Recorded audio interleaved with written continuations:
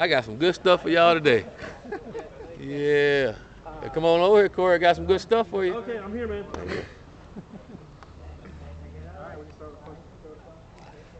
What do you have? What do you want to talk about? Whatever y'all want to talk about. Man. With spring coming to an end, just beginning to end, how has this team improved in your viewpoint? I thought we improved in every area that we needed to. I thought we came together as a team. I think this football team is a lot closer than what it's been. Watching the guys just fly around now, having a better understanding of what we're doing, and just the way practices are going. I mean, everybody know what to expect, where to go, when to go, and that helps with the efficiency of practice. And then like I've been speaking on all spring, just the consistent in play on both sides of the ball has been really good, and that's a sign of improvement. Just the excitement level. I mean, getting back into getting fans back in there. It's been a while.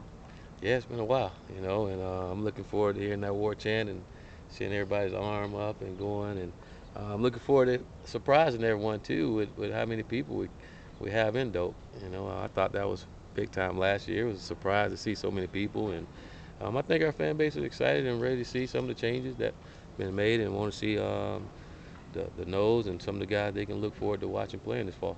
Coach, you mentioned this team feeling a little closer. Yesterday, Marvin told us that drafting the teams, it was nice to be able to get some guys together who usually maybe aren't together in practice every day. Have you kind of seen that unity in practice of guys who maybe aren't usually that close to each other being able to meet and greet? Yeah, you just seeing guys hang out and talking to guys they normally not hanging with, and then with the team switching up now, guys get to be around other guys. It's still the same defense, but just for the most part, like when we're having dinner or in the weight room, you just see different guys. I mean, we're having dinner, guys that normally you don't see hanging out, they eating dinner with each other, and then the next night they eating someone else, and they're around so much more now. So it's good to see, and for me, it's good to go down in the locker room and I can find a guy when I need him, and they're happy to be around. Coach, and getting the fan base excited for the upcoming season, what's one of the biggest things you guys want to showcase this Saturday? Make some plays. I think our fans want to see our guys make plays, and we want to do it on both sides of the ball. I want to see our offense make plays. We want to see our defense make plays, and I want to see Ricky and the guys make all the field goals.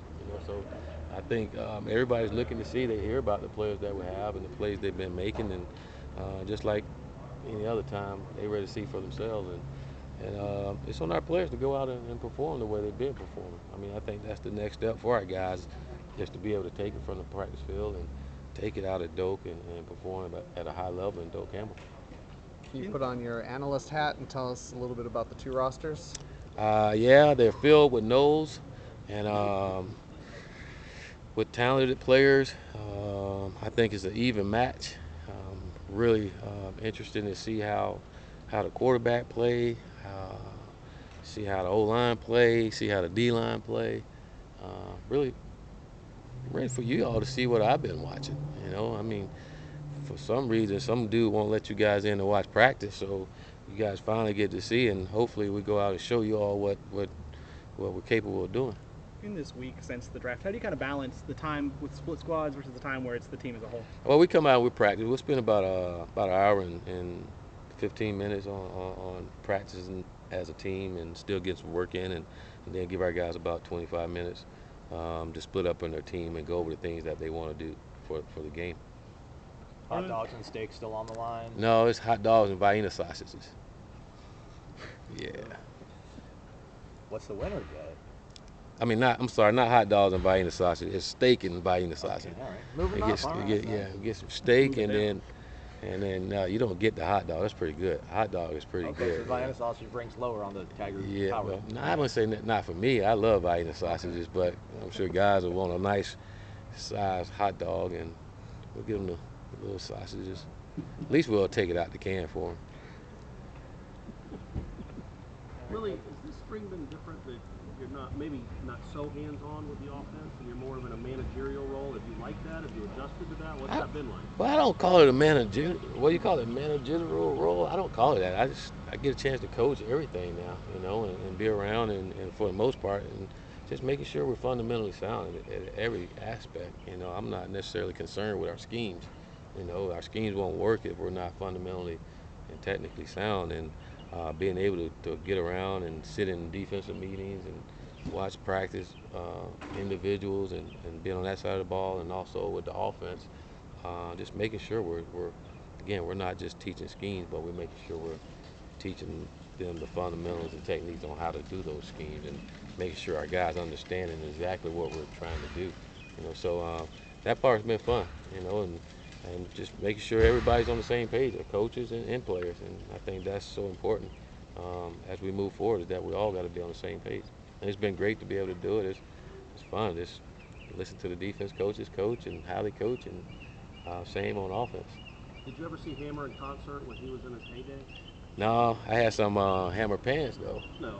Yeah, I used to juke a little bit now. Is there go ahead, Chris. Is there any final word with Jordan Travis in the waiver process? Not final. We're still waiting for some reason, but we waiting. Is that a matter of denial and appeal, or is it not even to that point? Not even to that point. I'm just waiting to hear. Will Xavier Peters be available for the game Saturday? No, he won't be. No, sir. Will Kalen get action in this? Oh yeah, yeah he will. I tell you, it'd be interesting to see Kalen go. You know, he's been practicing, and I've been impressed with the way he's been able to cut and things on that knee. You know, he had a really bad injury there, and you always worry how he's going to respond to it. And the way he's been cutting, it seemed like he hadn't missed a beat. You know, I think the knee brace probably slowed him down a little bit, getting adjusted to running with that. But for the most part, I think we'll see some of the things we saw to Caleb before he got injured.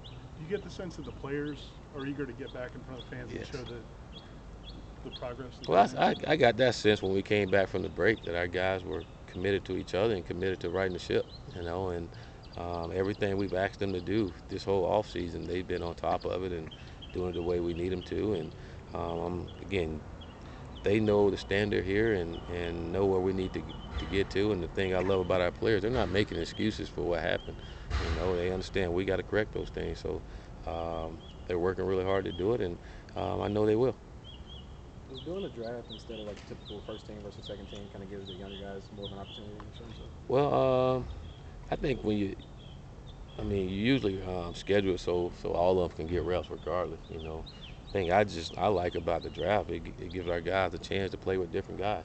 You know, you get into a season, that happens quite a bit, and it gives our guys a chance to play with different guys. And I like to see how we execute. To me, that says a lot about how we coaching. You know, if we can execute at a high level with guys aren't playing with each other, we're doing a darn good job of coaching and getting our guys on the same page of what we're doing. So looking forward to seeing our guys go out and be able to execute, even though they're not playing with guys they probably will be playing with during the season. And again, if we can do that, that's a good sign. When Coach Browse was on your show the other night, he mentioned that you set up practices to make sure that the young guys got as many reps as older guys. Is that something that you've always done, or is that something particularly for this team you felt like?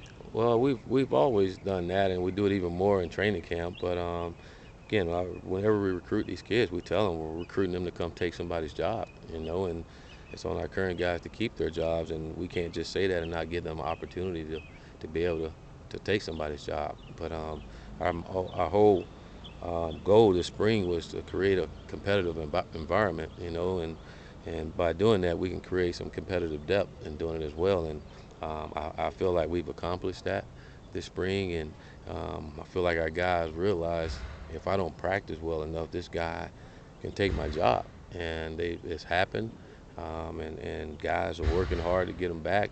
I will say I'm excited because in the past, a guy get his job taken, then he'd go down in the dirt and he's done. And now guys aren't getting upset. They're out competing and working to get their jobs back, and that's the cool part of it. It's like you don't hear any bitching and moaning. They just going out and trying to get a job back, and that's how we want it around here every single day. And when it's that way, we're gonna have something special. You know, iron sharpen iron.